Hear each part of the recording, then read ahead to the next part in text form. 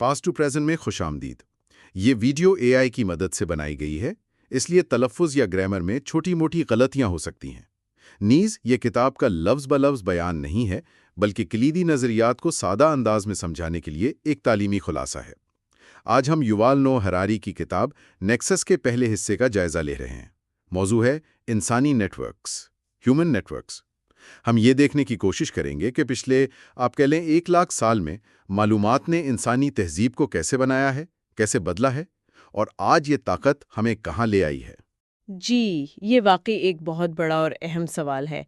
किताब का ये हिस्सा असल में इसी पेचीदा जाल को समझने की कोशिश करता है। ये जाल जो इंसानी ताल्लुकात से, टेक्नोलॉजी से, हमारे अकायद से, इन सब से मिलकर बनता है। ये सिर्फ तारीख नहीं है, बल्कि एक तरह का तज्जिया है कि हम इंसान कैसे जुड़ते हैं, कैसे बातचीत करते हैं, कैसे बड़े पैमाने पर मिलकर काम करते हैं। या कभी कभी नाकाम भी हो जाते हैं। अच्छा, तो फिर सबसे पहले ये समझना होगा कि हरारी मालूमात को देखते कैसे हैं। आमतौर पर तो हम समझते हैं कि मालूमात यानी हकायक, डेटा। क्या किताबें यही कहती हैं? नहीं, यहीं पर हरारी एक बहुत गैर रिवायती बात करते हैं, थोड़ी चौंका देने वाली भी। वो कहते हैं कि मालूमात की कोई एक ऐसी सख्त तारीफ मुमकिन ही नहीं है, न ही जरूरी है। अच्छा। असल बात ये समझना है कि तारीख में इसका काम क्या रहा है, और वो काम हमेशा सच बताना नहीं रहा है। ये तो दिलचस्प बात है। तो अगर मालूमात सिर्फ सच्चाई नहीं तो फिर क्या है? कोई मिसाल है किताब में? हाँ, वो पहली जंगे अजीम के एक कबूतर की मिसाल देते हैं, चेयर आमी। उस जख्मी कबूतर ने एक पैगाम पहुंचाया और सैकड़ों अमेरिकी फौजियों की जान बच गई। अब देखें, कबूतर को तो नहीं पता था कि उस कागज के पुर्जे पर क्या लिखा है। जाहिर है। उसके लिए इसके कोई मायने नहीं थे, लेकिन उसके पहुंचाने से एक बड़ी हकीकत बदल गई। तो ये मिसाल दिखाती है कि मालूमात का जो बुनियादी काम है ना, वो अक्सर जोड़ना होता है, कनेक्ट करना, सिर्फ हकीकत बयान करना नहीं। यानी मालूमात की जो कद्र है वो उसके मतलब में इतनी नहीं जितनी उसके असर में है, और ये असर जो है वो हालात पर मुनस्सर होगा, सियाको सबाक पर। बिल्कुल, बिल्कुल। एक ही चीज को देख लें, जैसे किसी फौजी चौकी का शटर।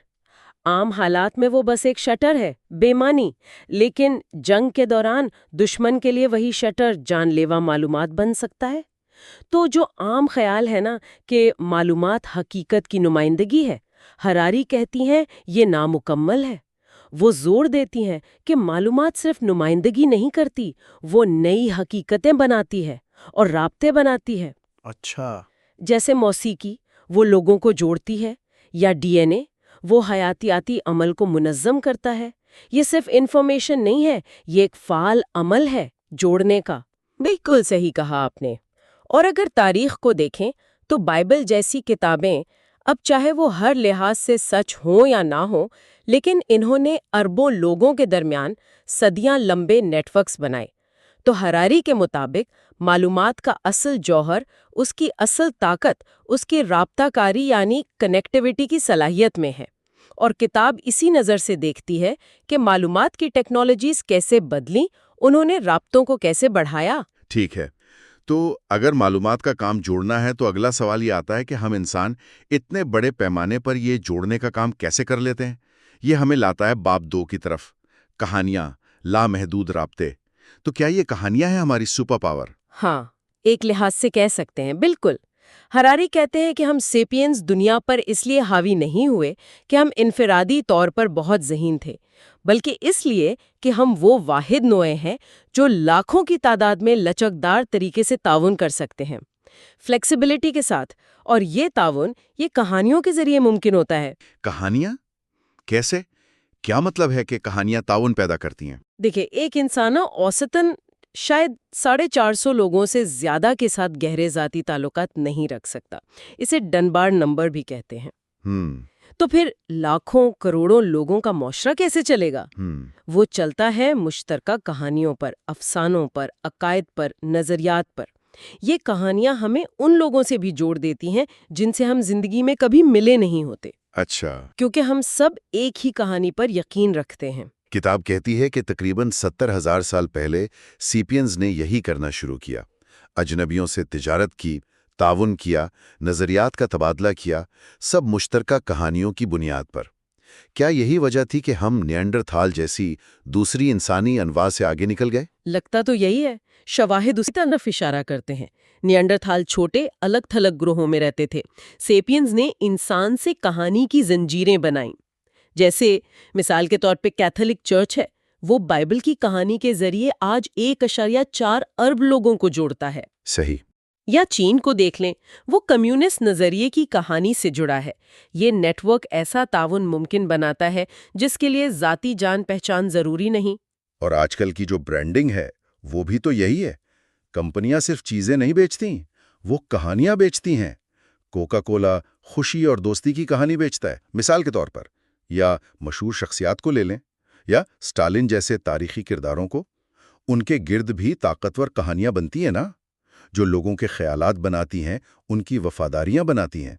جی بالکل، اور یہ کہانیاں وہ چیزیں تخلیق کرتی ہیں جسے ہراری باہمی موضوعی حقیقتیں کہتے ہیں۔ Intersubjective realities. باہمی موضوعی حقیقتیں یعنی وہ چیزیں جو صرف اس لیے وجود رکھتی ہیں کیونکہ ہم سب اجتماعی طور پر ان پر یقین رکھتے ہیں، جیسے پیسہ، قانون، قومیں، انسانی حقوق، خدا۔ یہ چیزیں خود ٹھوس نہیں ہیں۔ آپ پیسے کو چھو سکتے ہیں لیکن اس کی قدر کو نہیں چھو سکتے، مگر ان کے اثرات بہت ٹھوس ہوتے ہیں۔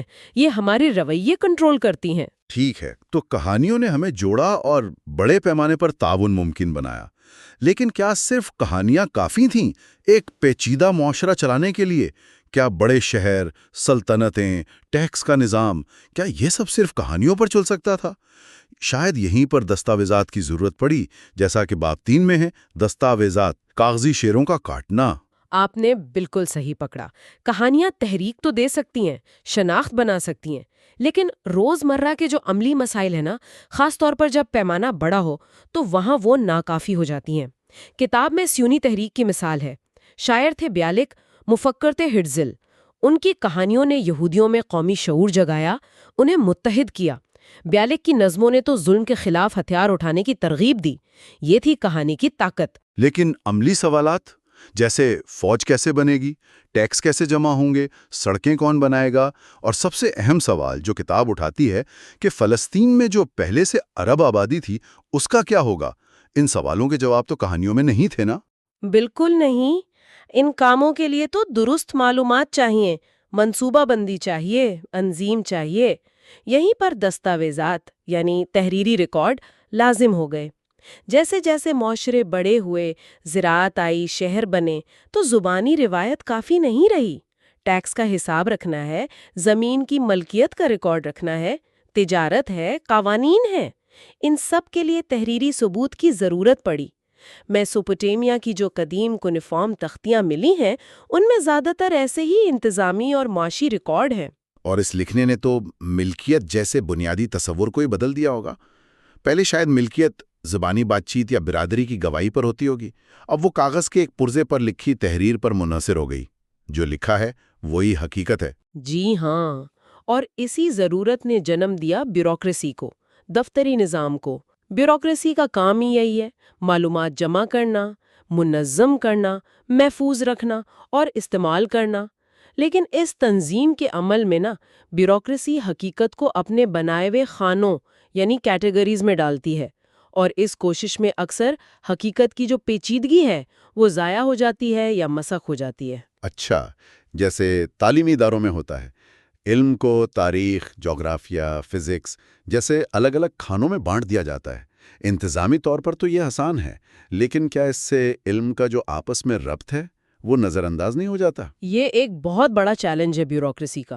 ماننا پڑے گا کہ بیوروکریسی ضروری خدمات بھی فراہم کرتی ہے، صحت، تعلیم، انصاف، لیکن اس کی جو غیر شخصی فطرت ہے، اس کی پیچیدگی ہے، جو سرخ فیتہ ہے ریڈ ٹیپ، وہ اکثر عوام میں مایوسی پیدا کرتا ہے، بیگانگی پیدا کرتا ہے۔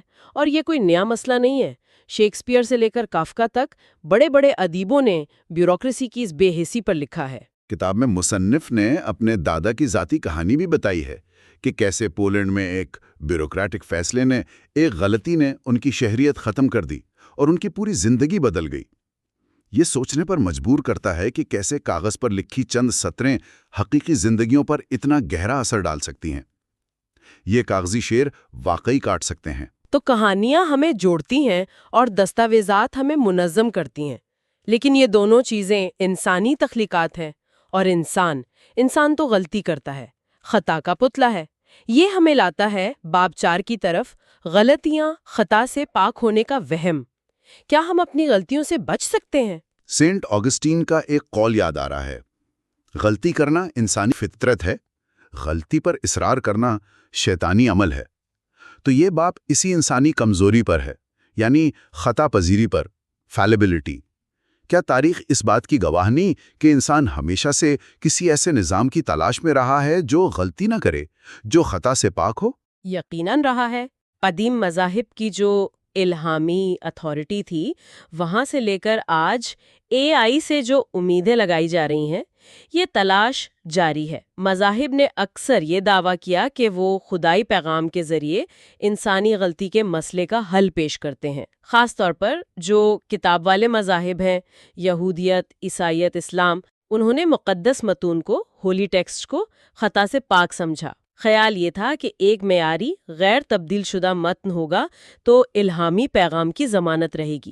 لیکن کیا متن کو معیار بخشنے کا عمل، یعنی یہ فیصلہ کرنا کہ کون سی کتاب شامل ہوگی کون سی نہیں، یہ خود انسانی فیصلوں پر مبنی نہیں تھا؟ یہی تو بنیادی نقطہ ہے۔ ان متون کو حتمی شکل دینے کا جو عمل تھا، جسے کینونائزیشن کہتے ہیں، وہ طویل تھا، پیچیدہ تھا، اکثر متنازع بھی رہا۔ مثال کے طور پر عبرانی بائبل کو ہی لے لیں، اس کی تشکیل میں صدیاں لگیں اور بہت سے اختلافات تھے، تو شروع سے ہی انسانی عنصر شامل تھا۔ اور پھر ان متون کی تشریح کا سوال آ گیا۔ وقت کے ساتھ تشریح کے لیے ادارے بن گئے، جیسے یہودیت میں ربی، عیسائیت میں چرچ۔ تو کیا اختیار پھر متن سے ہٹ کر تشریح کرنے والوں کے پاس نہیں آ گیا؟ مطلب کتاب پر بھروسہ کرو، عملی طور پہ یہ بن گیا کہ تشریح کرنے والے انسان پر بھروسہ کرو؟ بالکل ایسا ہی ہوا۔ اختیار اصل میں متن کی بجائے اس کے ترجمانوں کے ہاتھ میں چلا گیا۔ پھر 15ویں صدی میں پرنٹنگ پریس آ گیا۔ اس نے معلومات تک رسائی تو بہت بڑھائی، مقدس کتابوں تک بھی، لیکن ساتھ ہی ساتھ غلط معلومات اور نفرت انگیز نظریات بھی پہلے سے کہیں زیادہ تیزی سے پھیلائے۔ یورپ میں جو وچ ہنٹ ہوئے تھے، جادوگرنیوں کا شکار، جس میں ہزاروں بے گناہ لوگ مارے گئے، وہ بڑی حد تک پرنٹنگ پریس سے پھیلنے والی افواہوں اور الزامات کا نتیجہ تھے۔ اسپینش انکوزیشن نے بھی یہی دکھایا کہ ایک طاقتور ادارہ کیسے غلط بیانوں کو سچ بنا کر پیش کر سکتا ہے اور لوگوں کو نقصان پہنچا سکتا ہے۔ اس کے مقابلے میں اگر ہم جدید سائنس کو دیکھیں تو اس کا رویہ بالکل مختلف نظر آتا ہے۔ 17ویں صدی میں جو سائنس ابھری، اس نے تو اپنی غلطیوں کو تسلیم کرنے پر زور دیا، شک کرنے کی حوصلہ افزائی کی۔ یہ کیسے کام کرتا ہے؟ ہاں، سائنس کا طریقہ کار مختلف ہے۔ وہ کسی ایک ناقابل خطا کتاب یا شخصیت پر انحصار نہیں کرتی۔ اس کی بنیاد مشاہدے پر ہے، تجربے پر ہے، شواہد پر ہے، اور سب سے اہم، خود کو درست کرنے والے نظاموں پر ہے۔ اس میں ایک بہت اہم چیز ہے پیئر ریویو۔ اچھا، یعنی جب ایک سائنسداں کوئی دعویٰ کرتا ہے تو دوسرے ماہرین اس کے کام کا بغور جائزہ لیتے ہیں، اسے چیلنج کرتے ہیں، اس کی تصدیق یا تردید کرنے کی کوشش کرتے ہیں۔ اس کی کوئی عملی مثال دے سکتی ہیں؟ DSM کو لے لیں، diagnostic and statistical manual of mental disorders. یہ نفسیاتی امراض کی تشخیص کی ایک معیاری کتاب مانی جاتی ہے، لیکن یہ بائبل کی طرح نہیں ہے کہ ہمیشہ سے ایک جیسی ہو۔ نئی تحقیق آتی ہے، نئے شواہد ملتے ہیں، تو اس میں مسلسل تبدیلیاں ہوتی رہتی ہیں۔ یہ اس بات کا اعتراف ہے کہ ہمارا علم نامکمل ہے اور ہم ماضی میں غلطیاں کر چکے ہیں جنہیں درست کرنے کی ضرورت ہے۔ تو سائنس اپنی خطا پذیری کو تسلیم کر کے ہی آگے بڑھتی ہے۔ ٹھیک ہے، تو معلومات، کہانیاں، دستاویزات اور غلطیوں سے نمٹنے کے طریقے، یہ سب مل کر معاشرے بناتے ہیں۔ اب آخری سوال یہ ہے کہ یہ سب سیاسی نظاموں کو کیسے متاثر کرتے ہیں؟ باب 5 فیصلے، جمہوریت اور آمریت کی مختصر تاریخ اسی پر بات کرتا ہے۔ کیا سیاسی نظام بھی اصل میں معلومات کے نیٹ ورکس ہیں؟ جی، ہراری کا استدلال یہی ہے کہ سیاسی نظام، خاص طور پر جمہوریت اور آمریت، یہ بنیادی طور پر معلومات کے بہاؤ کے، معلومات کو پروسیس کرنے کے اور فیصلہ سازی کے مختلف ماڈل ہیں۔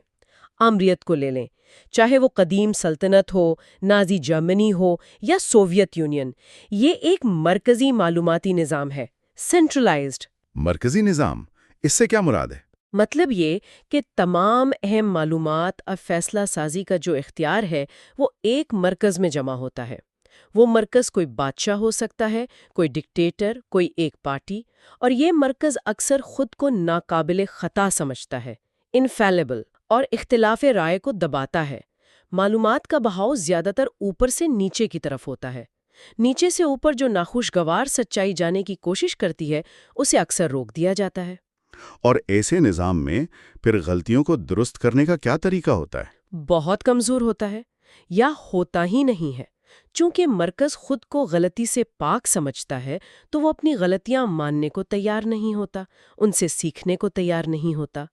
تاریخ بھری پڑی ہے ایسے حکمرانوں کی مثالوں سے جو تباہ کن غلطیوں پر اصرار کرتے رہیں صرف اس لیے کہ کوئی انہیں چیلنج نہیں کر سکتا تھا۔ تو پھر جمہوریت اس سے کیسے مختلف ہوئی؟ کیا وہ ایک غیر مرکزی نظام ہے؟ بالکل، جمہوریت ایک تقسیم شدہ معلوماتی نیٹ ورک کی طرح ہے، ڈسٹریبیوٹڈ۔ یہاں طاقت کسی ایک مرکز میں نہیں ہوتی بلکہ معاشرے کے کئی آزاد مراکز ہوتے ہیں، جیسے افراد، سیاسی جماعتیں، میڈیا، عدالتیں، NGOs، ان سب میں طاقت بٹی ہوتی ہے، اور یہ تمام مراکز معلومات پیدا بھی کرتے ہیں، شیئر بھی کرتے ہیں، اور فیصلہ سازی پر اثر انداز بھی ہوتے ہیں۔ اور غلطیوں سے نمٹنے کے لیے جمہوریت میں کیا نظام ہے؟ جمہوریت میں خود کو درست کرنے والے کئی نظام بنائے گئے ہیں، جیسے آزاد انتخابات، آزادی اظہار رائے، آزاد پریس، عدلیہ کی آزادی، اختیارات کی علیحدگی، سیپریشن آف پاورز۔ یہ سب اس بنیادی مفروضے پر قائم ہے کہ تمام انسان غلطی کر سکتے ہیں، حکمران بھی۔ صحیح۔ اس لیے کسی ایک کو لامحدود اختیار نہیں ملنا چاہیے، اور فیصلوں پر کھلی بحث ہونی چاہیے۔ چیک اینڈ بیلنس ضروری ہے۔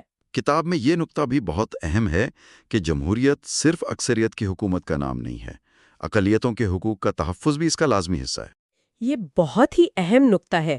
اگر 99% لوگ ایک خاص لباس پہننا چاہیں تو حقیقی جمہوریت میں بقیہ 1% کو یہ آزادی ہونی چاہیے کہ وہ مختلف لباس پہن سکیں۔ فرد کی آزادی اور مرکز کی طاقت پر حدود قائم کرنا یہ جمہوریت کی روح ہے، اور اسی لیے پاپولزم یعنی عوامیت پسندی جمہوریت کے لیے خطرناک ہو سکتی ہے۔ وہ کیسے؟ پاپولزم تو عوام کی طاقت کا نعرہ لگاتی ہے۔ نعرہ تو یہی ہوتا ہے، لیکن پاپولسٹ لیڈر اکثر حقیقی عوام کی نمائندگی کا دعویٰ کرتے ہیں، اور اس دعوے کی آڑ میں وہ تمام اختیارات اپنے ہاتھ میں لینا چاہتے ہیں۔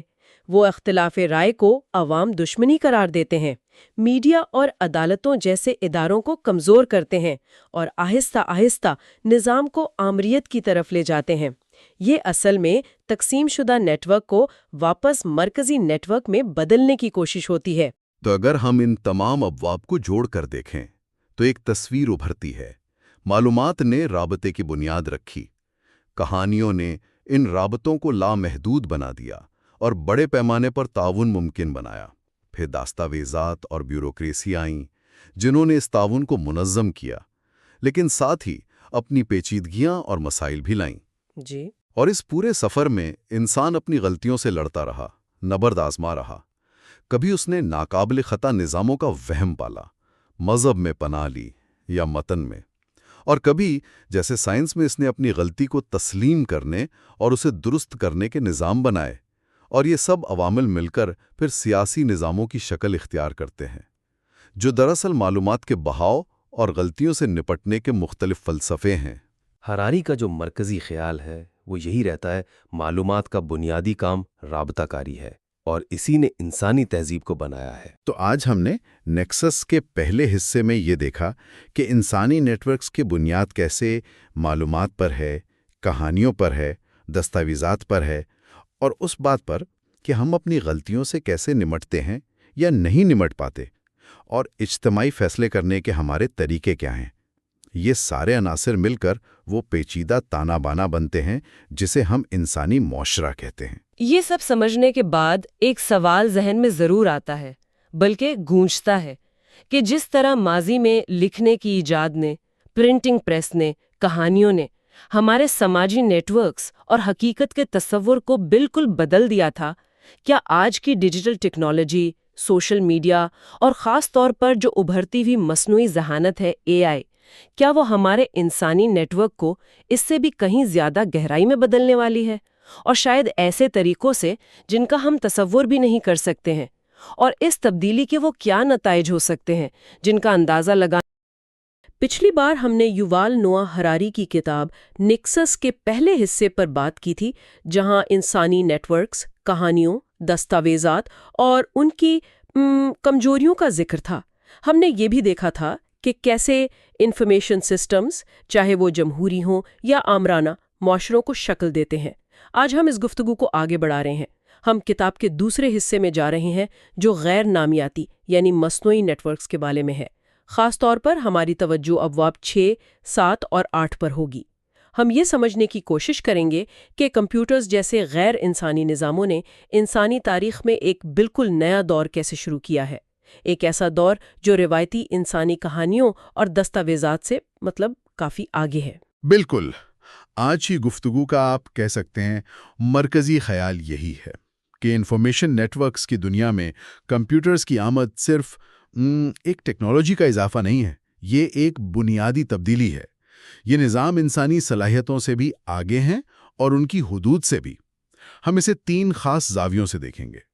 پہلا یہ کہ کمپیوٹرز ماضی کی انفارمیشن ٹیکنالوجی جیسے پرنٹنگ پریس سے آخر مختلف کیسے ہیں۔ دوسرا، ان نیٹ ورکس کی مسلسل یا ہمہ وقت فعال ہونے کا کیا مطلب ہے، یعنی یہ ریلنٹلیس کیوں ہیں۔ اور تیسرا، ان نظاموں کا غلطی کا امکان، مطلب ان میں بھی غلطیاں ہوتی ہیں، کمزوریاں ہیں، تو ان کے نتائج کیا ہیں۔ اچھا، چلیں اس پر ذرا تفصیل سے بات کرتے ہیں نا۔ باب 6 کا آغاز ہی اس بنیادی فرق سے ہوتا ہے جو میرے خیال میں بہت اہم ہے۔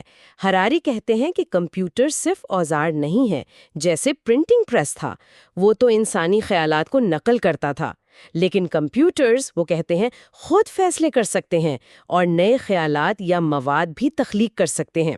یہ وہ نقطہ ہے جہاں ہراری نے لکھا ہے، تاریخ میں پہلی بار طاقت انسانوں سے کسی اور چیز کی طرف منتقل ہو رہی ہے۔ یہ صرف ٹیکنالوجی نہیں، یہ تو طاقت کی تقسیم ہے۔ اس کا اصل مطلب کیا سمجھا جائے؟ جی، یہ واقعی ایک بہت بڑی، آپ کہیں، انقلابی تبدیلی ہے۔ دیکھیے، پرنٹنگ پریس نے انسانی خیالات کو بہت وسیع پیمانے پر پھیلایا، اس میں کوئی شک نہیں، لیکن وہ خیالات تھے تو انسانوں کے ہی نا۔ کمپیوٹرز، خاص طور پر الگورتھم پر مبنی نظام، اس سے بہت آگے ہیں۔ وہ صرف معلومات کو ایک جگہ سے دوسری جگہ نہیں پہنچاتے، وہ اسے فلٹر کرتے ہیں، ترتیب دیتے ہیں اور بعض اوقات تو خود تخلیق بھی کرتے ہیں۔ وہ ایک فعال کردار ادا کر رہے ہیں۔ ہراری سوشل میڈیا الگورتھم کی مثال دیتے ہیں۔ وہ الگورتھم جو یہ طے کرتے ہیں کہ ہم کیا دیکھیں گے کیا نہیں، وہ غیر فعال پائپ لائنز نہیں ہیں، بلکہ ایسے گیٹ کیپر ہیں جو ہماری حقیقت کا تصور بنا رہے ہیں۔ بالکل۔ اور میانمار میں روہنگیا مسلمانوں کے خلاف جو تشدد ہوا، اس میں فیس بک کے الگورتھم کے کردار پر ہراری کی جو بحث ہے وہ اسی نقطے کو مزید واضح کرتی ہے۔ وہ ماخذ کے حوالہ دیتے ہوئے یہ دلیل دیتے ہیں کہ الگورتھم نے نفرت انگیز مواد کو اس طرح پھیلایا کہ اس نے تشدد کو ہوا دی۔ وہ لکھتے ہیں، تاریخ میں یہ پہلی نسلی صفائی مہم ہے جس کا جزوی طور پر ذمہ دار غیر انسانی ذہانت کے فیصلے تھے۔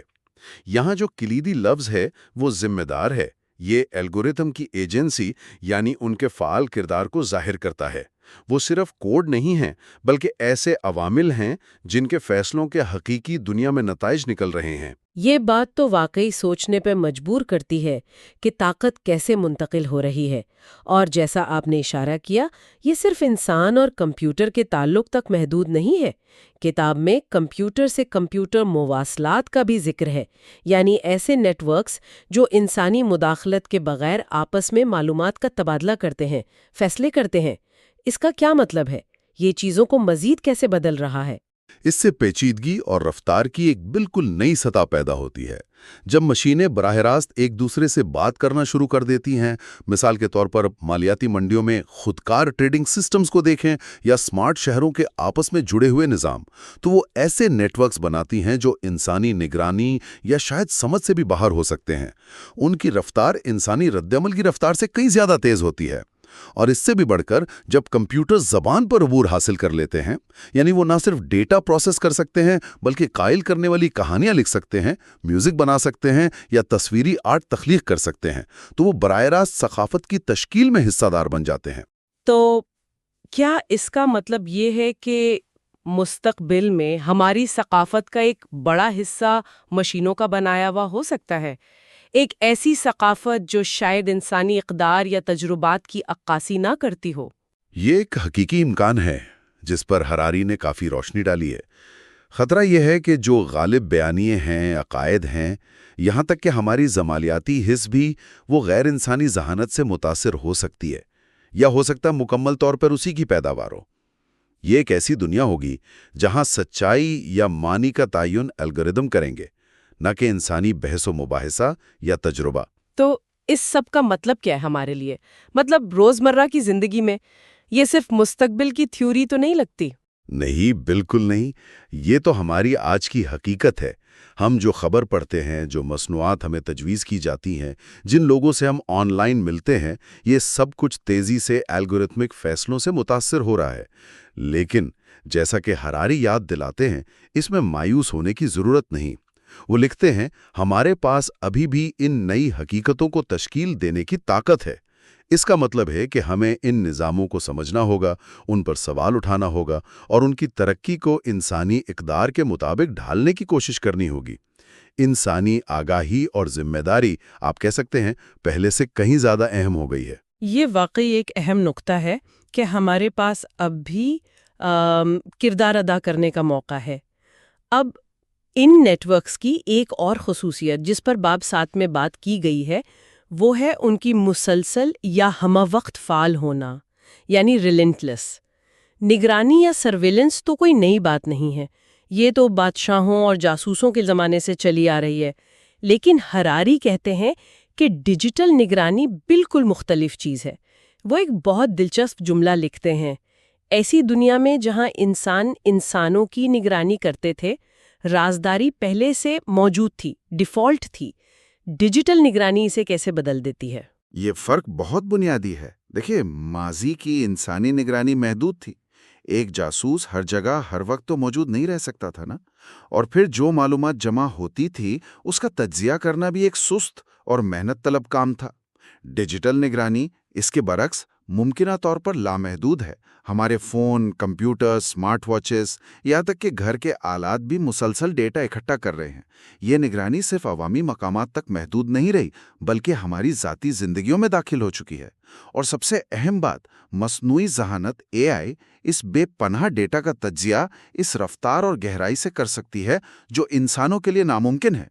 AI ایسے پیٹرنز اور رابطے تلاش کر سکتی ہے جن کا شاید ہمیں خود بھی علم نہ ہو۔ اور ہراری اس سے بھی ایک قدم آگے کی بات کرتے ہیں، جلد کے نیچے نگرانی یعنی انڈر دی اسکن سرویلنس کا تصور پیش کرتے ہیں۔ یہ سننے میں ہی کچھ عجیب سا لگتا ہے، اس کا کیا مطلب ہے؟ اس سے مراد بائیو میٹرک ڈیٹا کی نگرانی ہے، یعنی نہ صرف یہ دیکھنا کہ آپ کہاں جاتے ہیں یا کیا کلک کرتے ہیں، بلکہ آپ کے جسم کے اندر کیا ہو رہا ہے۔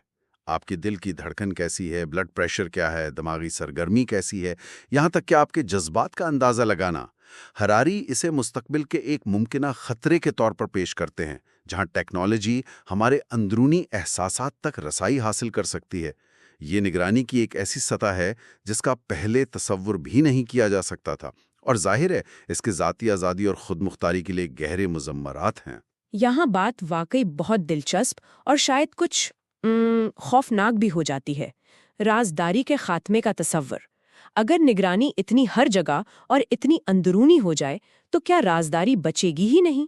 ہراری کے مطابق یہ کیسا منظرنامہ ہوگا؟ ہراری ایک ایسی دنیا کا نقشہ کھینچتے ہیں جہاں رازداری شاید ایک عیاشی بن جائے یا ممکنہ طور پر مکمل طور پر ختم ہو جائے۔ وہ بتاتے ہیں کہ کس طرح AI پر مبنی نگرانی پہلے ہی ہماری زندگیوں میں داخل ہو رہی ہے۔ مثال کے طور پر کچھ ممالک میں، کتاب میں ہمیشہ مخصوص نام نہیں لیے جاتے، شہریوں کی نگرانی کے لیے وسیع نظام موجود ہیں، جیسے چہرے پہچاننے والے کیمرے، آن لائن سرگرمیوں کی ٹریکنگ یا وہ سماجی کریڈٹ سکور جو لوگوں کے رویے کی بنیاد پر بنتے ہیں۔ اور یہ صرف ریاست کی طرف سے نہیں ہوتا، बड़ी बड़ी कॉरपोरेशंस सार्फिन के बारे में बेतहाशा डेटा इकट्ठा करती हैं ताकि उन्हें इश्तिहारात दिखा सकें या उनके रवैये पर असरअंदाज हो सकें। यहाँ तक कि आम अफराद भी अब आसानी से निगरानी के आलात इस्तेमाल कर सकते हैं। खतरा यह है कि जहाँ कानूनी और इखलाकी हुदूद कमज़ोर हों, वहाँ इस ताकत का गलत इस्तेमाल हो सकता है। तो ये नेटवर्क्स बेपनाह ताकतवर हैं और हमेशा काम करते रहते हैं, लेकिन क्या वो हमेशा दुरुस्त होते हैं? ये हमें बाब 8 की तरफ लाता है, जिसका उन्वान है गलती का इम्कान या फॉलेबल। यानी ये निज़ाम भी गलतियां करते हैं और शायद अक्सर करते हैं। हरारी इस नुक्ते को समझाने के लिए एक बहुत ही मौसर तारीखी मिसाल इस्तेमाल करते हैं, सोवियत यूनियन का निगरानी का निज़ाम। वो अलेक्जेंडर सोल्जनेत्सिन की किताब गुलाग आर्किपेलागो का हवाला देते हैं और होमो सोवियटिक्स के तस्वुर पर बात करते हैं। ये क्या था और आज के डिजिटल नेटवर्क से इसका क्या ताल्लुक बनता है? रियासती निगरानी और जबर के तहत जीता था वो शख्स जो सच बोलने से डरता था, जो हमेशा आप कह लें मुताबिकत और फर्माबरदारी का मुजाहरा करता था, चाहे वो दिल से मुत्तफिक ना भी हो। हरारी वो ताली बजाने के टेस्ट, क्लैपिंग टेस्ट की मशहूर कहानी सुनाते हैं कि जब स्टालिन की तकरीर ख़त्म होती तो कोई भी ताली बजाना बंद करने की हिम्मत नहीं करता था, क्योंकि जो पहले रुकता उसे शक की निगाह से देखा जाता। नतीजा क्या निकला? हरारी कहते हैं कि इस वसी निगरानी के निज़ाम ने सच्चाई या दानिशमंदी पैदा नहीं की, बल्कि सिर्फ खौफ और ज़ाहिरी नज़्म ज़ब्त पैदा किया। वो लिखते हैं, दानिशमंदी पैदा करने के बजाय उसने नज़्म ज़ब्त पैदा किया। मतलब ये कि मालूमात का निज़ाम हकीकत को ही मस्क कर रहा था। और आज के डिजिटल दौर में इसकी क्या मिसाल मिलती है? क्या सोशल मीडिया या दूसरे ऑनलाइन प्लेटफॉर्म्स भी इसी तरह हकीकत को मस्क कर सकते हैं? हरारी का इस्तिदलाल है कि हाँ, बिल्कुल कर सकते हैं, लेकिन एक मुख्तलिफ तरीके से। वो इसे लाइक की आमरियत, डिक्टेटरशिप ऑफ द लाइक का नाम देते हैं। सोवियत निज़ाम खौफ के ज़रिए कंट्रोल करता था, जबकि आज के बहुत से डिजिटल प्लेटफॉर्म्स एंगेजमेंट के ज़रिए कंट्रोल करते हैं। एल्गोरिथम इस तरह डिज़ाइन किए गए हैं कि वो उस मवाद को ज़्यादा दिखाएं जिस पर लोग ज़्यादा रद्द-ए-अमल ज़ाहिर करें, लाइक करें, शेयर करें, कमेंट करें या बस ज़्यादा देर तक देखें। मसला ये है कि जो मवाद सबसे ज़्यादा शदीद जज्बात उभारता है, जैसे गुस्सा, नफ़रत या सनसनीखेज़ी, वो अक्सर सबसे ज़्यादा एंगेजमेंट हासिल करता है। हरारी लिखते हैं, एल्गोरिथम ने इंसानी जज्बात की कसीर जहाती रेंज को एक ही कैच ऑल कैटेगरी इंगेजमेंट में कम कर दिया है। इसका नतीजा क्या होता है? पोलराइजेशन बढ़ती है, गलत मालूमात तेज़ी से फैलती हैं और अवामी मुबाहिसे का मेयार गिर जाता है। नेटवर्क सच्चाई या अहमियत को नहीं, बल्कि वायरलिटी को तरजीह देता है। किताब में इस बात का भी जिक्र है कि जब इन प्लेटफॉर्म्स के नुकसानात की बात होती है तो टेक्नोलॉजी कंपनी अक्सर इंसानों पर इल्ज़ाम डालती हैं, यानी ब्लेम द ह्यूमंस। वो कहती हैं कि मसला टेक्नोलॉजी में नहीं, बल्कि लोग उसे कैसे इस्तेमाल करते हैं। लेकिन हरारी इससे इत्तफाक नहीं करते। वो अलाइनमेंट प्रॉब्लम का जिक्र करते हैं। ये क्या चीज़ है और इसका इस बहस से क्या ताल्लुक है? अलाइनमेंट प्रॉब्लम मस्नूई ज़हानत यानी AI के मैदान में एक बहुत बड़ा चैलेंज है। इसका बुनियादी मतलब ये है कि AI के जो अहदाफ हैं, उनको इंसानी अक़दार और भलाई के साथ हमाहंग करना, यानी एक सीध मिलाना कितना मुश्किल है। AI को आप जो भी मकसद देते हैं, वो उसे इंतहाई मुअस्सर तरीके से हासिल करने की कोशिश करता है, चाहे उसके गैर इरादी और नुकसानदेह नताइज ही क्यों ना हो। हरारी वो पेपर क्लिप नेपोलियन के मशहूर सोच के तजुर्बे का हवाला देते हैं। तसव्वुर करें कि एक सुपर इंटेलिजेंट AI को सिर्फ पेपर क्लिप्स बनाने का हुक्म दिया गया है। अगर उसके मकासद को इंसानी फलाह बहबूद के वसीतर तनाजुर में एहतियात से मुतय्यन नहीं किया गया, तो वो पूरी कायनात के वसाइल को पेपर क्लिप्स बनाने में झोंक सकता है, यहाँ तक कि इंसानियत को भी रास्ते से हटा सकता है। ये एक इंतहाई मिसाल है, जाहिर है, लेकिन ये दिखाती है कि AI के मकसद को इंसानी अक़दार से जोड़ना कितना ज़रूरी और पेचीदा है। जब कंपनियां कहती हैं कि सारिफीन जिम्मेदार हैं, तो वो उस बुनियादी मसले को नज़रअंदाज कर रही होती हैं कि उनके अपने बनाए हुए एल्गोरिदम के अहदाफ, जैसे ज़्यादा से ज़्यादा इंगेजमेंट, खुद इंसानी भलाई से हमआहंग नहीं हो सकते। तो ये सिर्फ एल्गोरिदम के अहदाफ का मसला नहीं, बल्कि इनकी अपनी गलतियों और तासुबात का भी है। क्या कंप्यूटर्स मुतस्सब हो सकते हैं? اور یہ کمپیوٹر اساطیر یا کمپیوٹر میتھولوجی کا کیا تصور ہے؟ جی ہاں، کمپیوٹر تعصب یعنی بائس ایک سنجیدہ مسئلہ ہے۔ الگوریدم خود تو متعصب نہیں ہوتے، لیکن وہ جس ڈیٹا پر تربیت حاصل کرتے ہیں، اگر اس ڈیٹا میں انسانی معاشرے کے تعصبات موجود ہیں، نسل، جنس، طبقے وغیرہ کی بنیاد پر، تو الگوریدم ان تعصبات کو نہ صرف سیکھ لیتے ہیں بلکہ اکثر انہیں بڑھاوا بھی دیتے ہیں۔ ہراری چہرے کی شناخت کرنے والی ٹیکنالوجی کی مثال دیتے ہیں، جو اکثر گہری رنگت والے چہروں یا خواتین کے چہروں کو پہچاننے میں کم درست ہوتی ہے۔ کیوں؟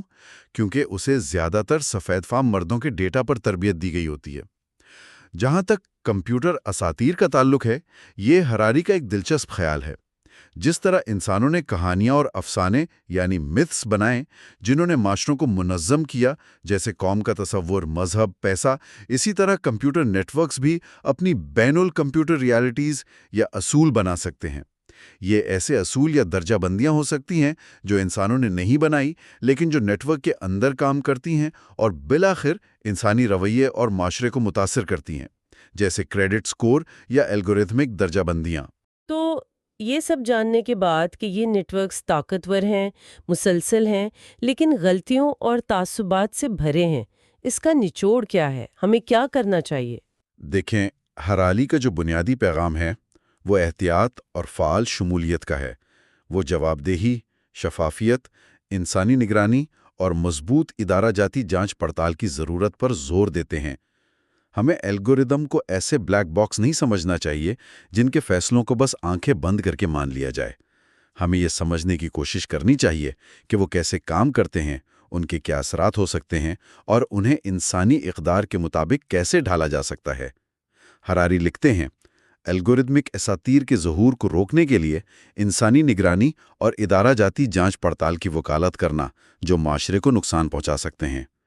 یہ آسان نہیں ہوگا، یقیناً، لیکن یہ ضروری ہے اگر ہم اس نئی ٹیکنالوجی کے فوائد سے لطف اندوز ہونا چاہتے ہیں اور اس کے خطرات سے بچنا چاہتے ہیں۔ ایک نئے موڑ پر کھڑے ہیں۔ غیر نامیاتی نیٹ ورکس یعنی کمپیوٹر پر مبنی نظام، انہوں نے انفارمیشن کے پورے کھیل کو مکمل طور پر بدل دیا ہے۔ یہ ماضی کے انسانی نظاموں سے بنیادی طور پر مختلف ہیں، کہیں زیادہ طاقتور، ہمیشہ فعال، لیکن ساتھ ہی اپنی نوعیت کی غلطیوں اور کمزوریوں کا شکار بھی ہیں۔ بالکل، اور سب سے اہم بات شاید یہ ہے کہ یہ نظام اب انسانی کہانیوں اور دستاویزات کے روایتی دائرے سے باہر کام کر رہے ہیں۔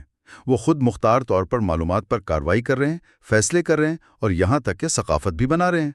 اس سے طاقت، سچائی اور کنٹرول کی بالکل نئی حرکیات پیدا ہو رہی ہیں۔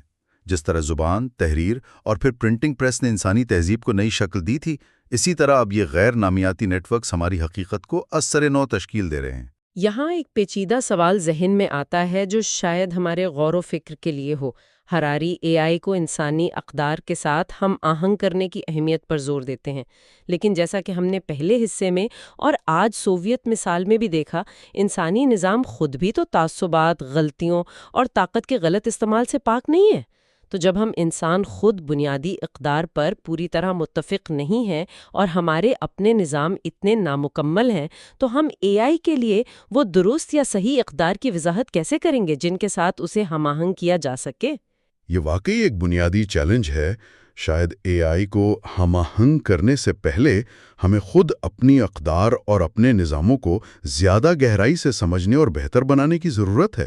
یہ صرف ایک تکنیکی مسئلہ نہیں ہے، بلکہ یہ گہرا فلسفیانہ اور سماجی سوال ہے۔ اے آئی کا آئینہ ہمیں شاید اپنی ہی تصویر زیادہ واضح طور پر دکھا رہا ہے۔ یہ واقعی ایک گہری سوچ ہے۔ اگلی گفتگو میں ہم نیکسس کے تیسرے حصے کا جائزہ لیں گے، جس کا عنوان ہے کمپیوٹر سیاست۔ ہم دیکھیں گے کہ یہ نئے غیر نامیاتی نیٹ ورکس ہمارے سیاسی نظاموں جیسے جمہوریت اور آمریت پر کیا۔ آج ہم یووال نو ہراری کی کتاب نیکسس کے حصہ سوم، کمپیوٹر اور سیاست میں گہرائی تک جا رہے ہیں۔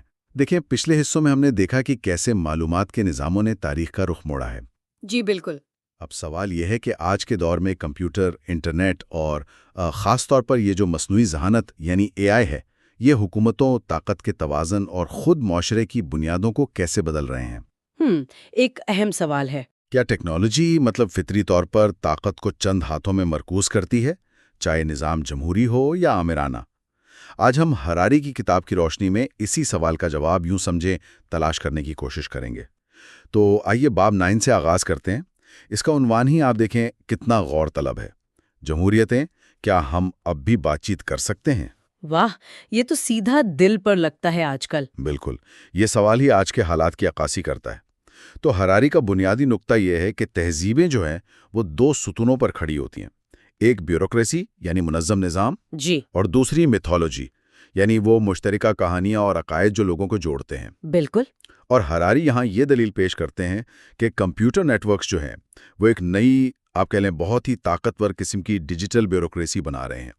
یہ ڈیٹا کو پہلے سے کئی زیادہ مؤثر طریقے سے منظم اور پروسیس کر سکتے ہیں۔ اچھا، اور اسی طرح سوشل میڈیا اور یہ جو آن لائن پلیٹ فارمز ہیں، یہ ہماری نئی ڈیجیٹل میتھولوجیز یا یوں کہیں کہ مشترکہ کہانیاں گھڑ رہے ہیں۔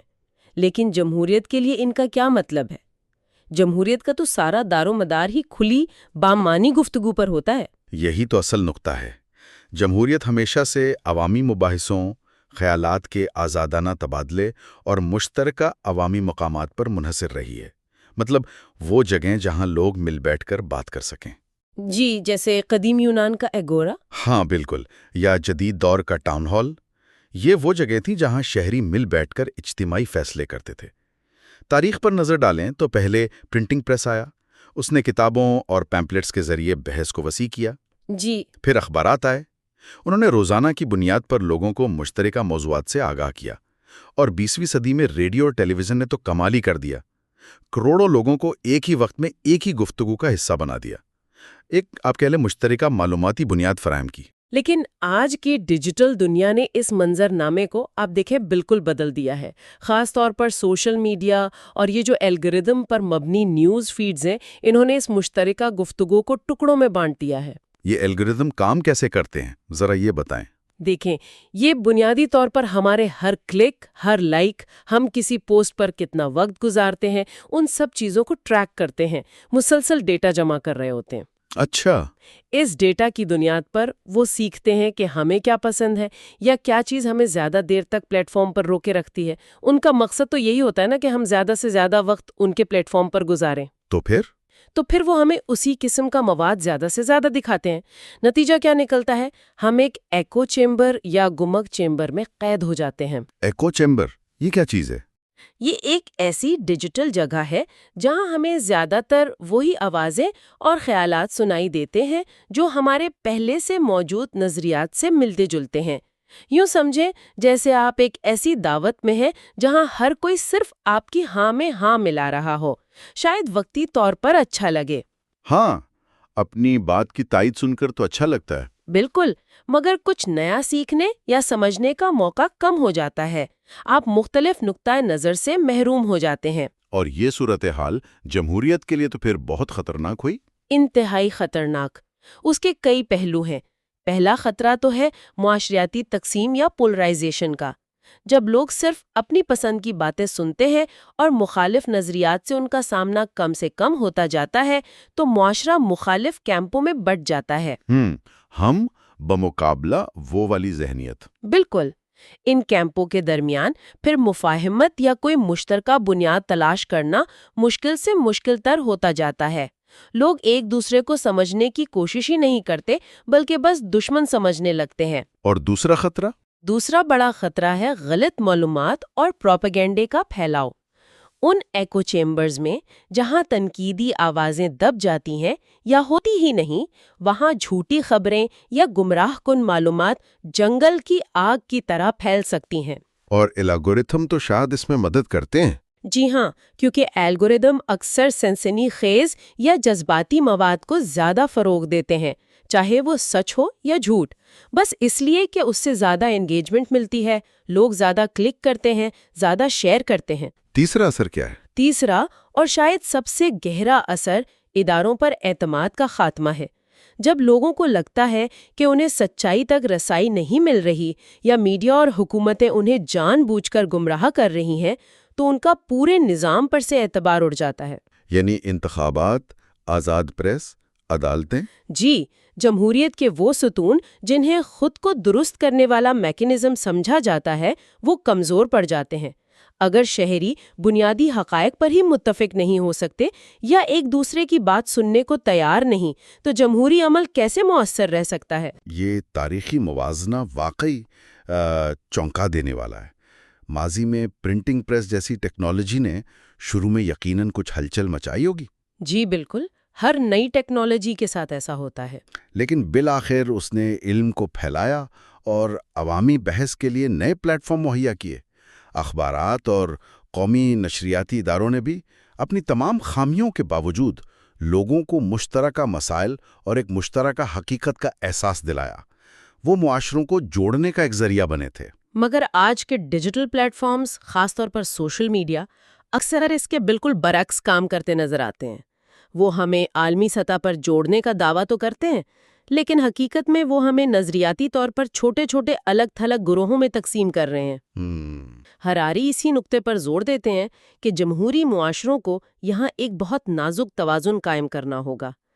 ایک طرف انہیں نگرانی کی ٹیکنالوجیز کو ذمہ داری سے استعمال کرنا ہوگا تاکہ وہ خود آمرانہ نہ بن جائیں، اور دوسری طرف انہیں اتنی لچک یا کمزوری بھی نہیں دکھانی کہ وہ اندرونی خلفشار یا بیرونی مداخلت جیسے کہ دوسرے ممالک کی طرف سے انتخابی عمل میں مداخلت کا شکار ہو جائیں۔ یہ ایک مسلسل کشمکش ہے۔ تو اس باب کا لب لباب آپ کہہ لیں یہ ہے کہ جمہوریت کی صحت کا انحصار بامانی عوامی گفتگو پر ہے۔ اگر ڈیجیٹل ٹیکنالوجی اس گفتگو کو ہی مشکل یا ناممکن بنا رہی ہے تو یہ جمہوریت کے وجود کے لیے ایک بڑا خطرہ ہے۔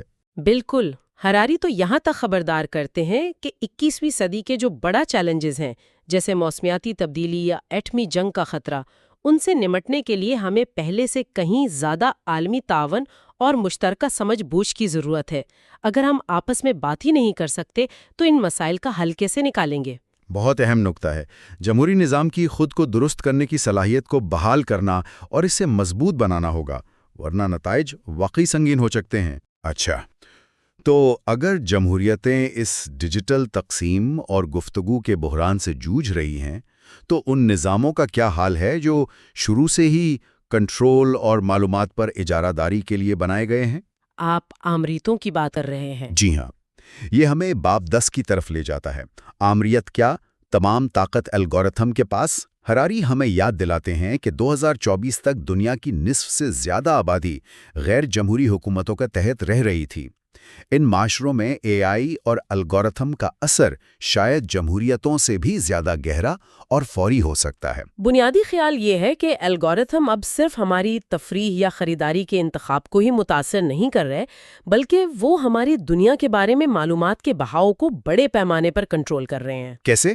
ہم اپنی نیوز فیڈ پر کیا دیکھتے ہیں، ہمیں کون سے اشتہارات نظر آتے ہیں، یہاں تک کہ کن سیاسی امیدواروں کے پیغامات ہم تک پہنچتے ہیں، یہ سب کچھ پیچیدہ الگورتھم طے کر رہے ہیں۔ تو یہ طاقت کی ایک بالکل نئی شکل ہوئی؟ جی بالکل، اسے آپ ڈیجیٹل کنٹرول کہہ سکتے ہیں۔ یہ روایتی سینسرشپ یا پروپیگنڈے سے کہیں زیادہ لطیف اور شاید زیادہ مؤثر ہے۔ روایتی آمریتیاں اخبارات بند کر سکتی تھیں یا ریڈیو اسٹیشنوں پر قبضہ کر سکتی تھیں۔ ہاں، وہ تو نظر آتا تھا۔ جی، لیکن ڈیجیٹل کنٹرول کا مطلب ہے ہر فرد کی معلومات کی دنیا کو اس کی ذاتی سطح پر تشکیل دینا، اس کے رویے اور سوچ کو براہ راست متاثر کرنا، بنا کسی کو زیادہ خبر ہوئے۔ ہراری بتاتے ہیں کہ تاریخی طور پر 20ویں صدی کی بڑی آمریتیں بھی، جیسے سوویت یونین یا نازی جرمنی، وہ بھی معلومات کو مکمل طور پر کنٹرول کرنے اور ہر شہری کی نگرانی کرنے میں پوری طرح کامیاب نہیں ہو سکی تھی۔ کیوں؟ ان کے پاس وسائل کی کمی تھی؟ ان کے پاس اتنی وسیع اور مؤثر بیوروکریسی اور ٹیکنالوجی نہیں تھی۔ مطلب ڈیٹا اکٹھا کرنا، اسے پروسیس کرنا اور پھر اس کی بنیاد پر فیصلے کرنا، یہ بہت سست اور مشکل کام تھا، بہت زیادہ انسانی محنت درکار تھی۔ اور یہیں پر مصنوعی ذہانت یعنی اے آئی ایک انقلابی تبدیلی لاتی ہے۔ کیسے؟ اے آئی ان تمام عریفی حدود کو توڑ دیتی ہے۔ یہ ناقابل یقین رفتار اور کارکردگی کے ساتھ بے تحاشا ڈیٹا پروسیس کر سکتی ہے۔ ہماری آن لائن سرگرمیاں، ہماری خریداری، ہمارے سماجی روابط، یہاں تک کہ ہماری بائیو میٹرک معلومات، سب کچھ۔ تو ایک आमिराना हुकूमत इसका क्या इस्तेमाल कर सकती है? वो AI का इस्तेमाल करके ना सिर्फ अपने शहरियों की पहले से कहीं ज्यादा गहराई में निगरानी कर सकती है, बल्कि उनके मुस्तकबिल के रवैये की पेशगोई भी कर सकती है और मुमकिना इख्तिलाफ राय को उभरने से पहले ही कुचल सकती है। गूगल और फेसबुक जैसी बड़ी टेक कंपनियों की मिसाल तो हमारे सामने है। ये कंपनियां AI का इस्तेमाल करके डेटा पर मबनी मार्केटिंग पर तकरीबन इजारादारी कायम कर चुकी हैं। जी, वो हमारे बारे में जितना ज्यादा जानती हैं, उतना ही बेहतर वो हमें इश्तिहारात दिखा सकती हैं या हमें अपने प्लेटफॉर्म्स पर मसरूफ रख सकती हैं।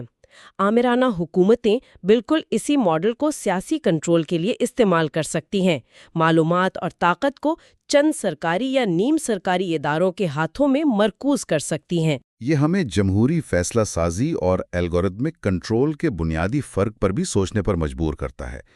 जमहूरियत अपने तमाम मसाइल के बावजूद इंसानी बहसों मुबाहिसे, मुख्तलिफ नुक्ता नज़र को सुनने, समझौता करने और गलतियों से सीखने पर मबनी है। ये एक सुस्त, बाज़ुकात बेहंगम सा लेकिन इंसानी अमल है। इसके बरक्स एल्गोरिथमिक कंट्रोल, मशीन की कैलकुलेशन, डेटा की बुनियाद पर पेशगोई और ज़्यादा से ज़्यादा कारकर्दगी यानी एफिशिएंसी पर मबनी है। ये तेज़ रफ्तार, बज़ाहिर ज़्यादा माकूल और गैर जानिबदार लग सकता है, लेकिन इसमें इंसानी हमदर्दी, इखलाकियात, इक़दार और गैर मुतवक्का हालात से निमटने की सलाहियत की कमी हो सकती है। क्या हम वाकई अहम फैसले जैसे कि किसको नौकरी मिले या किसे कर्ज दिया जाए या हत्ता कि कौन मुजरिम है, मुकम्मल तौर पर मशीनों पर छोड़ना चाहते हैं? डिजिटल आमरीत के खतरात तो फिर बहुत वाज़े और खौफनाक हैं। सबसे पहला तो ये हमागिर निगरानी यानी यूबिक्विटस सर्वेलेंस है। तसव्वुर करें एक ऐसी रियासत का जहां हर कैमरा, हर फ़ोन, हर ऑनलाइन तामुल हुकूमत को डेटा भेज रहा हो। जा सकता है कि हुकूमत क्या चाहती है, बल्कि लोगों के ख्यालात, जज्बात और रवैयों को बहुत लतीफ़ तरीक़ों से बदलने के लिए भी इस्तेमाल किया जा सकता है। ज़ाती नोयत का प्रोपेगेंडा? जी हाँ, जो हर फर्द की नफ्सियाती कमजोरियों को निशाना बनाता हो, वो पहले से कहीं ज्यादा मौसर हो सकता है। और तीसरा खतरा? तीसरा, जैसा कि हमने जिक्र किया, ताकत का बेमिसाल इर्तिकाज है। ये ताकत चंद बड़ी टेक कंपनियों के हाथ में हो सकती है, जो हुकूमतों के साथ तावन करती हैं या फिर बराह रास्त रियासत के कंट्रोल में। हरारी खास तौर पर इस बात पर जोर देते हैं कि AI ऐसे मुकम्मल निगरानी के निज़ाम को मुमकिन बनाता है जो माजी की आमरीतों के लिए सिर्फ एक ख्वाब था। ऐसे निज़ाम तो इख्तिलाफ राय को पनपने ही नहीं देंगे। बिल्कुल, वो इख्तिलाफ राय को उभरने से पहले ही ख़त्म कर सकते हैं। एक ऐसा माशरा तश्कील दे सकते हैं जहां ज़ाहिरी तौर पर तो सुकून हो, लेकिन अंदर से आज़ादी का गला घोंट दिया गया हो। क्या इसका कोई तोड़ है, कोई रास्ता है इससे बचने का? हरारी ब्लॉकचेन जैसी टेक्नोलॉजीज़ का जिक्र करते हैं, जो डेटा को विकेंद्रीकृत यानी डिसेंट्रलाइज्ड अंदाज में महफूज करती हैं और नज़रियाती तौर पर ज़्यादा शफाफियत और कंट्रोल फराहम कर सकती हैं। लेकिन क्या ये वाकई काम करता है? वो फ़ौरन उसकी हुदूद की निशानदेही भी करते हैं। अगर हुकूमतें लोगों के डिजिटल वॉलेट्स या ब्लॉकचेन अकाउंट्स तक रसाई हासिल कर लें या उन पर कानूनी पाबंदियां लगा दें, तो ये टेक्नोलॉजी भी कंट्रोल का एक और जरिया बन सकती है। अच्छा, यानी अगर आपका क्रिप्टो वॉलेट हुकूमत मुंजमद कर सकती है, तो इसकी विकेंद्रीकरण का क्या फ़ायदा? यही बात है। दरहकीकत डिजिटल रिकॉर्ड्स को तब्दील करना या मिटाना शायद कागजी रिकॉर्ड से भी ज़्यादा आसान हो सकता है। लेकिन हरारी मामले को सिर्फ सियाह और सफ़ेद में नहीं देखते। जैसा आपने कहा, वो कुछ दिलचस्प बारीकियां और मुमकिना गैर मुतवक्के नताइज भी पेश करते हैं। जी, जैसे एक तस्वुर वो बोट प्रिजन का देते हैं। Boat prison? ये क्या है? इसका मतलब है कि AI जो खुद ब खुद मवाद तैयार करते हैं, जैसे खबरें लिखने वाले बोट्स या सोशल मीडिया पर पोस्ट करने वाले बोट्स, शायद काबू से बाहर हो जाएं। अगर ये बोट्स गैर मुतवक्ते तौर पर आज़ादाना या तनकीदी ख्यालात पैदा करने लगें जो हुकूमत के बयानिए से मुताबकत ना रखते हों, तो उन्हें कंट्रोल करना खुद हुकूमत के लिए एक चैलेंज बन सकता है। वाह, ये तो दिलचस्प है। यानी AI खुद ही आमरीत के लिए मसला बन जाए? मुमकिन है। एक और अहम नुक्ता डिक्टेटर्स डायलेमा है। एक आमिर को ये फैसला करना पड़ता है क्या वो अपने मुल्क के अहम निज़ाम जैसे मईशत, फौजी हिकमत अमली या निगरानी मुकम्मल तौर पर AI पर छोड़ दे, जिसकी कारकर्दगी तो शायद बेहतर हो। हाँ, लेकिन वो नाकाबिले एतबार भी हो सकता है और शायद खुद आमिर की ताकत के लिए खतरा बन जाए। या फिर वो इंसानी निगरानी और कंट्रोल बरकरार रखे, जिससे कारकर्दगी कम हो सकती है لیکن اختیار عامر کے ہاتھ میں رہتا ہے۔ یہ تو واقعی ایک مخمصہ ہے، ایک مشکل انتخاب ہے، اور اس کا فیصلہ عالمی سطح پر طاقت کے توازن کو بھی متاثر کر سکتا ہے۔ تو اس سب کا خلاصہ یہ ہے کہ ٹیکنالوجی بذات خود اچھی یا بری نہیں ہے، یہ صرف ایک اوزار ہے۔ اے آئی اور الگورتھم آزادی کو مضبوط کرنے کے لیے بھی استعمال ہو سکتے ہیں، مثال کے طور پر انسانی حقوق کے کارکنوں کو منظم ہونے میں مدد دے کر یا کرپشن کو بے نقاب کر کے۔ اور یہی ٹیکنالوجی آزادی کو کچلنے کے لیے بھی استعمال ہو سکتی ہے، جیسا کہ ہم نے آمرانہ حکومتوں کے تناظر میں دیکھا۔ سب کچھ اس بات پر منحصر ہے کہ اس ٹیکنالوجی کو کون کنٹرول کرتا ہے، کیسے استعمال کرتا ہے اور کس مقصد کے لیے استعمال کرتا ہے۔ آخر میں ہراری ایک قدم اور آگے جاتے ہوئے اے آئی کے مکمل قبضے کے امکان پر بھی غور کرتے ہیں۔ کیا مطلب؟ روبوٹس کا قبضہ؟ کچھ اس طرح کا، اگر حکومتیں چاہے وہ جمہوری ہوں یا آمرانہ، معیشت، دفاع اور معاشرتی انتظام کے لیے اے آئی پر بہت زیادہ انحصار کرنے لگیں تو کیا یہ ممکن ہے کہ کسی دن اے آئی نظام اتنے پیچیدہ اور خود مختار ہو جائیں کہ وہ انسانی کنٹرول سے باہر ہو جائیں یا خود ہی فیصلے کرنے لگیں؟ یہ فی الحال تو سائنس فکشن جیسا لگتا ہے۔ ہاں لگتا ہے، لیکن جس رفتار سے اے آئی ترقی کر رہا ہے یہ ایک ایسا ممکنہ مستقبل ہے جسے ہراری کے مطابق نظر انداز نہیں کیا جا سکتا۔ تو باب 10 ہمیں اس اہم یاد دہانی کے ساتھ چھوڑتا ہے کہ الگورتھم طاقتور اوزار ہیں، لیکن ان کا رخ انسانیت کی بھلائی یا بربادی کی طرف موڑنا بالآخر ہمارے اپنے انتخاب اور ہمارے بنائے ہوئے قوانین و ضوابط پر منحصر ہوگا۔ بالکل۔ تو اب ہم نے دیکھا ہے کہ کس طرح جمہوریتیں ڈیجیٹل دور میں بات چیت کرنے کے لیے جدوجہد کر رہی ہیں اور کس طرح الگورتھم آمریت کی مبنی کنٹرول کی نئی شکلیں پیدا کر سکتے ہیں۔ لیکن مجموعی طور پر دنیا کے مستقبل کے لیے اس کا کیا مطلب ہے؟ کیا یہ ٹیکنالوجیز ہمیں قریب لا رہی ہیں یا دور کر رہی ہیں؟ یہ ایک بڑا سوال ہے۔ جی، آخری حصے میں ہم سلیکن کرٹن کے تصور کو دریافت کریں گے۔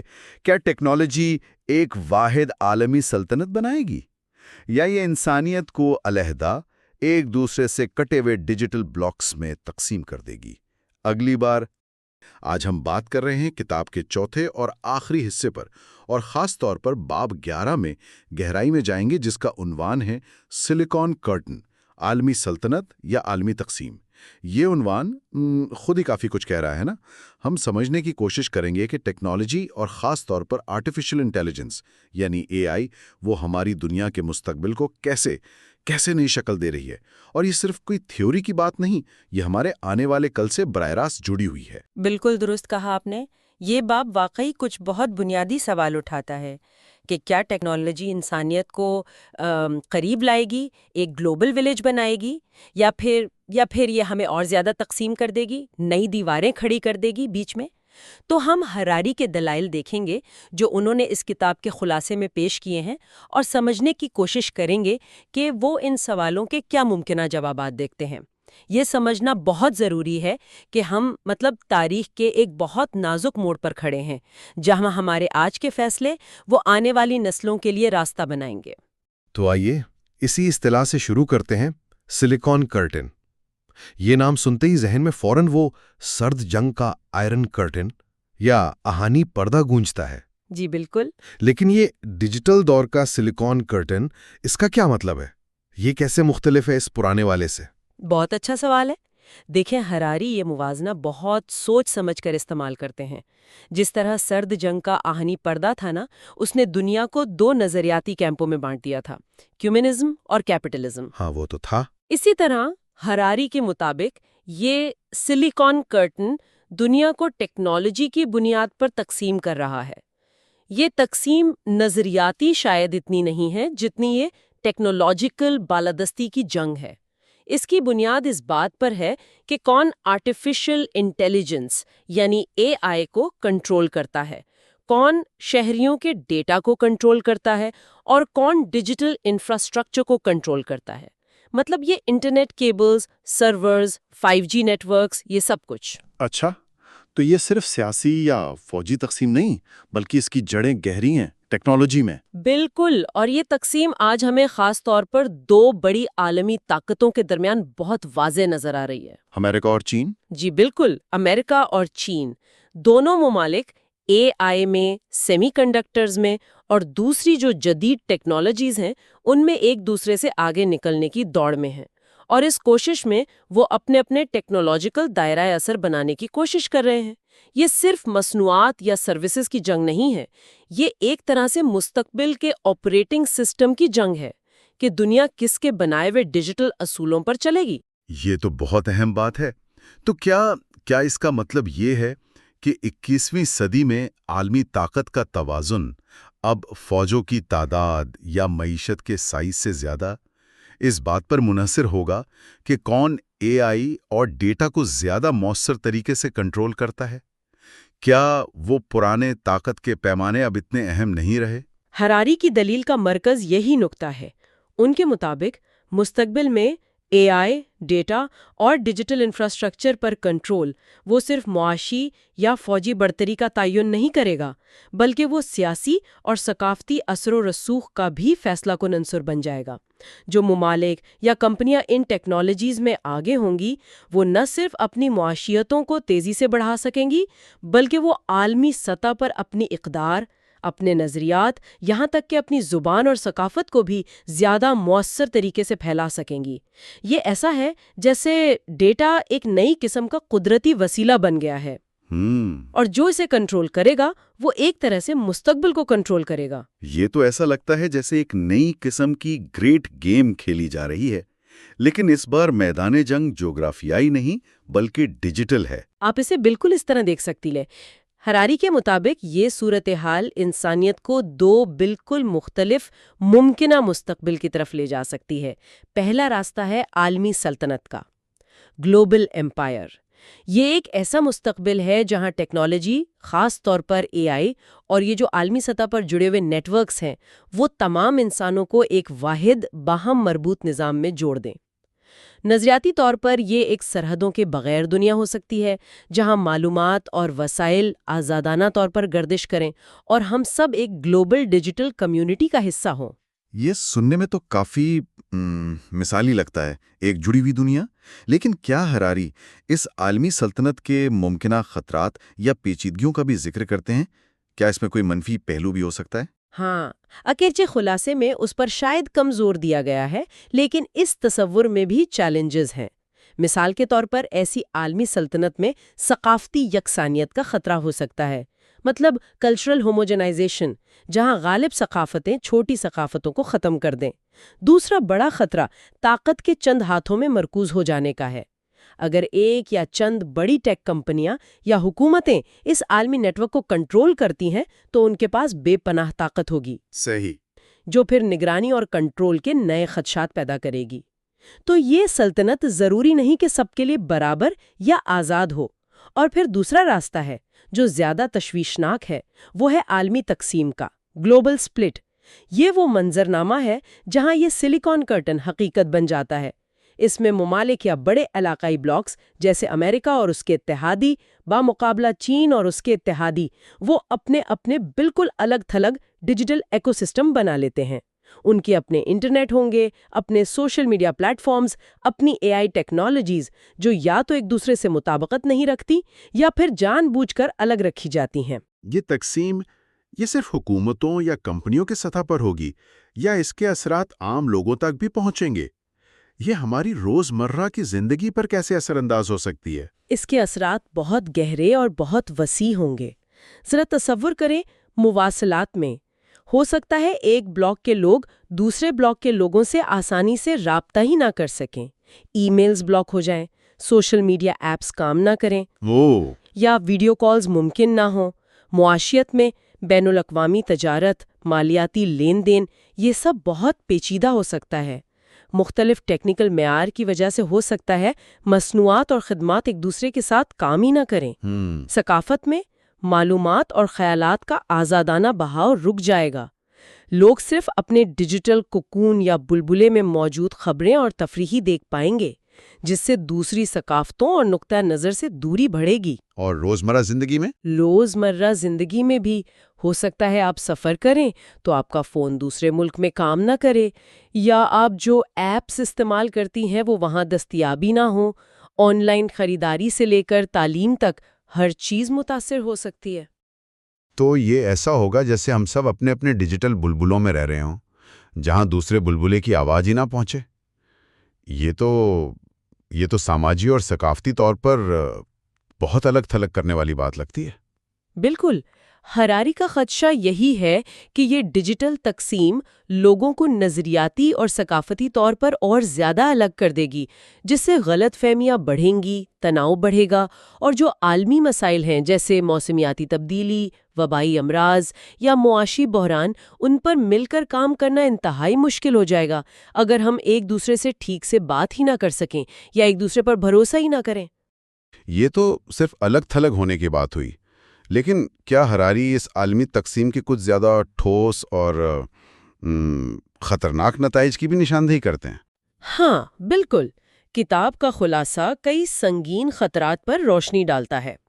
پہلا بڑا خطرہ ہے نگرانی ریاستوں کا پھیلاؤ، سرویلنس اسٹیٹس۔ اے آئی حکومتوں کو اپنے شہریوں کی نگرانی کرنے کی بے مثال صلاحیت فراہم کرتی ہے۔ یہ صرف زیادہ ڈیٹا اکٹھا کرنا نہیں ہے، بلکہ اے آئی کی مدد سے اس ڈیٹا کا تجزیہ کر کے لوگوں کے خیالات، ان کے جذبات، یہاں تک کہ ان کے مستقبل کے رویوں کی پیشگوئی کرنا ممکن ہو جاتا ہے۔ اوہ خدایا! یہ شخصی آزادی اور پرائیویسی کے لیے ایک بالکل نئی قسم کا خطرہ ہے جو پہلے کبھی ممکن نہیں تھا۔ دوسرا خطرہ ہے ڈیجیٹل جنگوں کا، ڈیجیٹل وارز۔ یہ صرف فوجوں کی لڑائی نہیں ہے۔ حریف ڈیجیٹل بلاکس ایک دوسرے کے خلاف زیادہ شدت سے سائبر حملوں میں ملوث ہو سکتے ہیں۔ اس میں اہم انفراسٹرکچر پر حملے شامل ہو سکتے ہیں، جیسے بجلی کے گریڈ، پانی کی سپلائی، ہسپتالوں کے نظام کو مفلوج کرنا، مالیاتی نظام میں خلل ڈالنا۔ دنیا میں تباہ کن ہو سکتے ہیں۔ تیسرا سنگین خطرہ ہے عدم مساوات میں شدید اضافہ، انیکوالٹی۔ ان ممالک کے درمیان فرق تیزی سے بڑھے گا جو اے آئی اور جدید ٹیکنالوجی کو کنٹرول کرتے ہیں اور جو اس دوڑ میں پیچھے رہ جاتے ہیں۔ اس سے ایک نئی قسم کی استعماریت جنم لے سکتی ہے جسے ہراری ڈیٹا استعماریت کہتے ہیں، ڈیٹا کولونیلزم۔ ڈیٹا استعماریت؟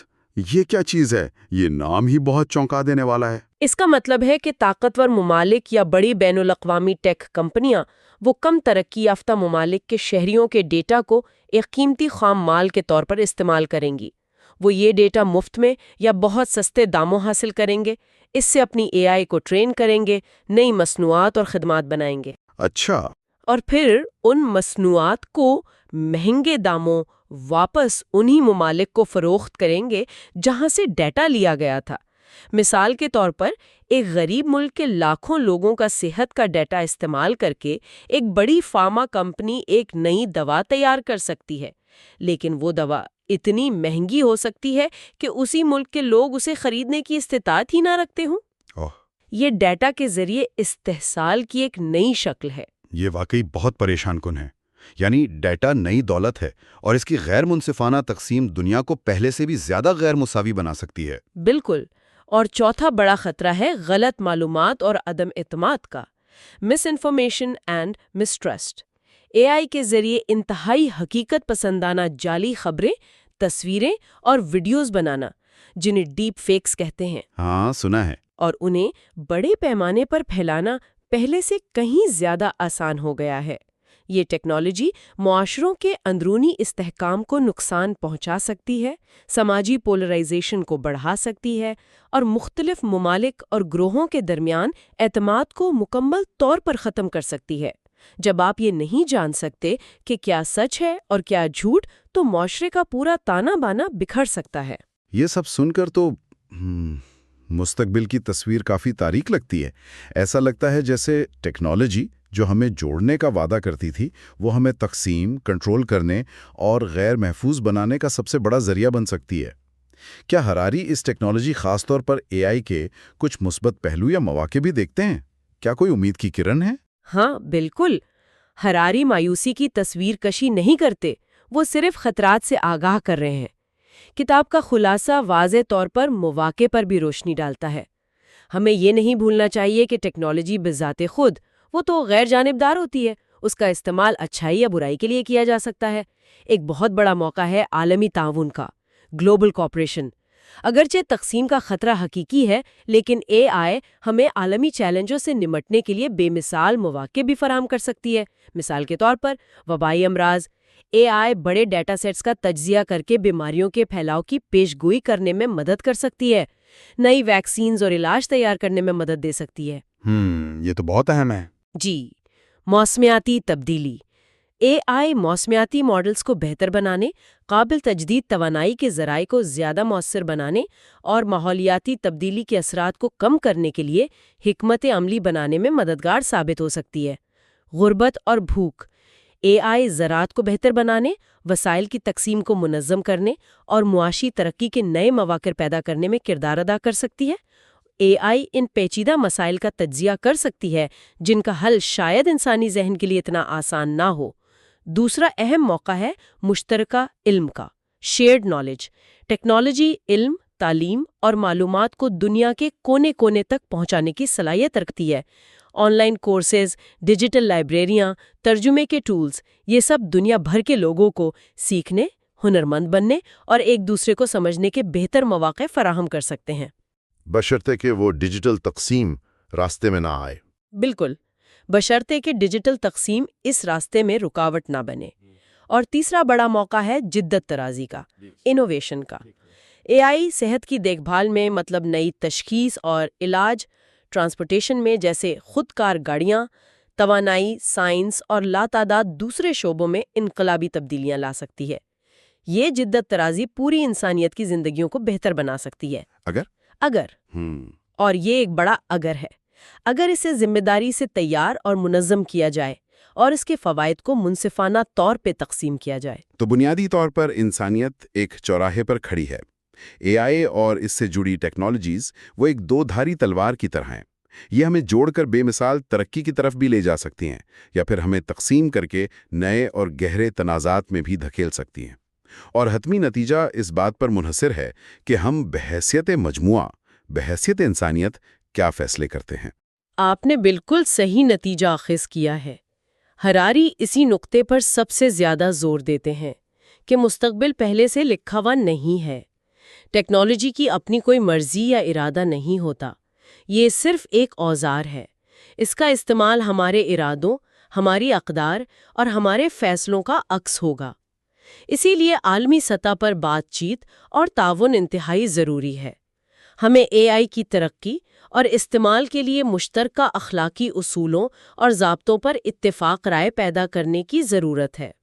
جی، ہمیں وبائی امراض، موسمیاتی تبدیلی اور جوہری ہتھیاروں جیسے مشترکہ خطرات کا مقابلہ کرنے کے لیے مل کر کام کرنا ہوگا۔